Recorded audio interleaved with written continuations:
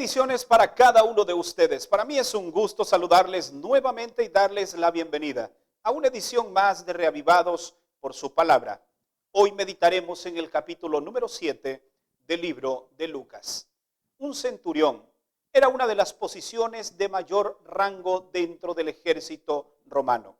Estos hombres eran elegidos por su tenacidad, por su confiabilidad, por su influencia y también por su capacidad de administrar. Un centurión era considerado la espina dorsal de un ejército.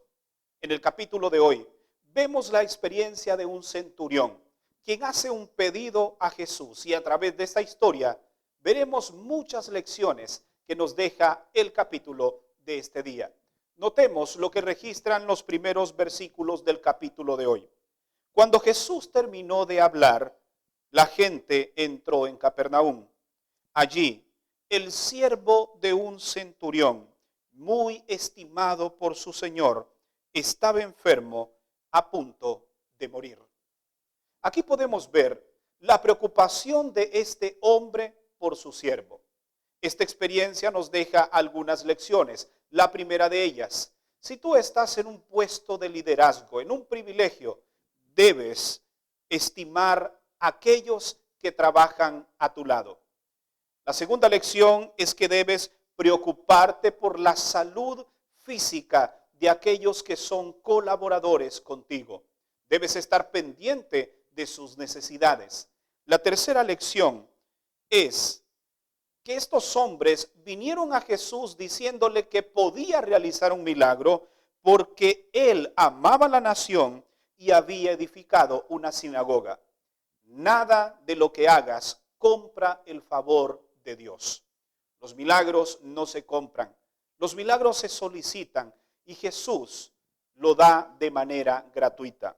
La cuarta lección la encontramos en el versículo 7. Dice: solamente di la palabra y mi siervo sanará. La fe es muy importante al momento de realizar una petición a nuestro Dios. Sobre todo, este hombre tenía plena confianza en la palabra de Jesús. Otra lección que aprendemos es que nadie es digno de recibir a Jesús en su casa. En nosotros no hay nada que podamos ofrecerle a Él. Así como este hombre dijo: yo no soy digno que vengas a mi casa, sin embargo Jesús tenía el interés de ir. A pesar de tu indignidad, Jesús quiere visitarte y realizar un milagro en tu vida.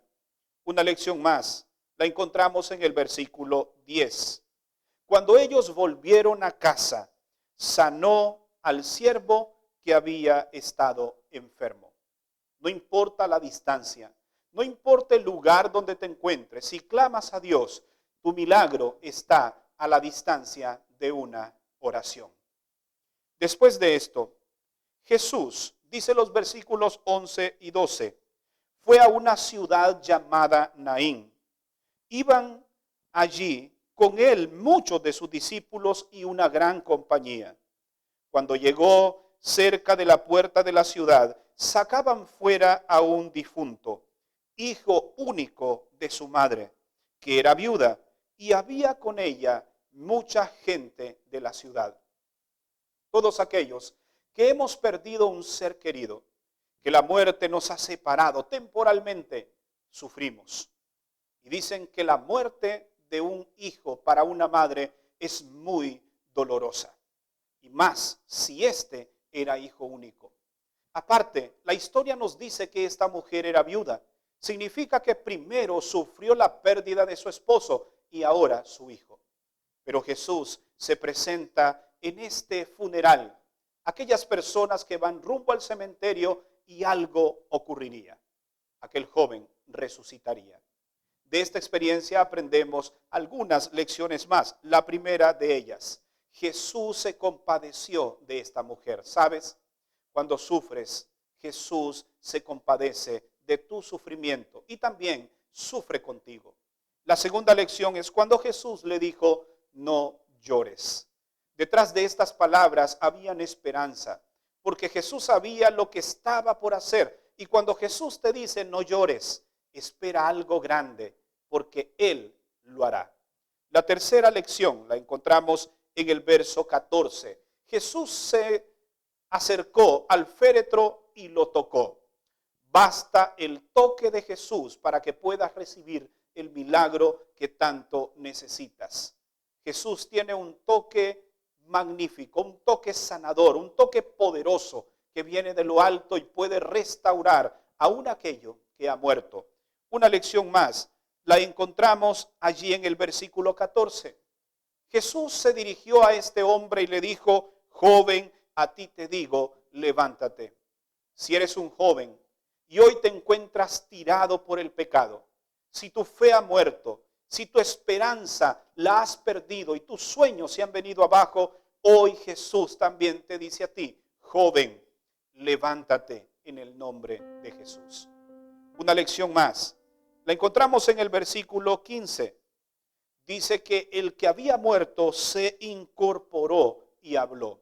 Una vez que Jesús ha resucitado tu vida espiritual, no puedes quedarte de la misma manera. Tienes que incorporarte y hablar de lo que Jesús ha hecho en tu vida. Y una última lección. Dice que Jesús dio a este joven a su madre. Se volvieron a encontrar. ¿Sabes? Aquí hay una verdad maravillosa que quiero compartir contigo para finalizar. Y es que aunque la muerte nos haya separado temporalmente de nuestros seres amados, un día como esta madre y este hijo se encontraron, tú también te encontrarás con aquellos seres que la muerte te ha quitado. Pero ¿sabes qué? Existe el día de la resurrección. Y es cuando Cristo Jesús venga por segunda vez y resucite a aquellos que duermen en Él. Si tienes un ser amado que duerme con la esperanza que descansó en Cristo, entonces esta separación no es para siempre. Es únicamente una separación temporal.